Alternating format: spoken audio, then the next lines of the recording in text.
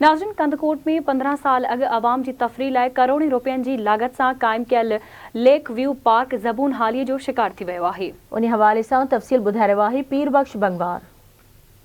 जी नाज़रीन, असां मौजूद आहियूं कंदकोट लेक व्यू पार्क में, जिते नाज़मी जे दौर में आवाम जे तफ़रीह जे लाइ हितां वॾी ज़मीन ख़रीद करे उन में करोड़ें रुपया ख़र्च करे हिते लेक व्यू पार्क ठाहिण जो जेको मनसूबो कयो वियो हो, उहो लेक व्यू पार्क में करोड़ें रुपया ख़र्च थियण बावजूदि अॼु बि उन पार्क में जेको आहे त कंहिं बि क़िस्म जो को बि फैसिलिटी मौजूदु न आहे ऐं जेके पैसा करोड़नि रुपया उते ख़र्च थिया आहिनि उन में का बि शइ हिते जेको आहे त नज़र कोन थो अचे। ऐं जेके हिते लेक व्यू पार्क में गिरल लॻल हुया लोही, उहो गिरल बि जेको आहे त उहो हितां जा लोकल माण्हू या को चोर या को इंतज़ामिया वारा माण्हू उहे पटे करे खणी विया आहिनि ऐं करोड़नि रुपया जेको गवर्नमेंट जा ज़ाया थियण बाद बि हिते लेक व्यू पार्क में तव्हां ॾिसो था त कंहिं बि क़िस्म जो को बि सहूलियत न आहे। असीं हिते मौजूदु आहियूं हितां जे ज़िले जे सियासी समाजी ऐं तनज़ीमनि जे अॻुवाणनि पारां अॻु बि केतिरा ई रिपोर्ट ऐं एहजाजूं कया विया त हिन लेक व्यू पार्क खे बहाल करे हितां जेको आहे त आवाम जे तफ़रीह जे लाइ जेको असांजो ॿुसाटल इलाइक़ो आहे, क़बाइली झिड़न वारो इलाइक़ो आहे, ज़िलो आहे, उन में हिकिड़ो अहिड़ो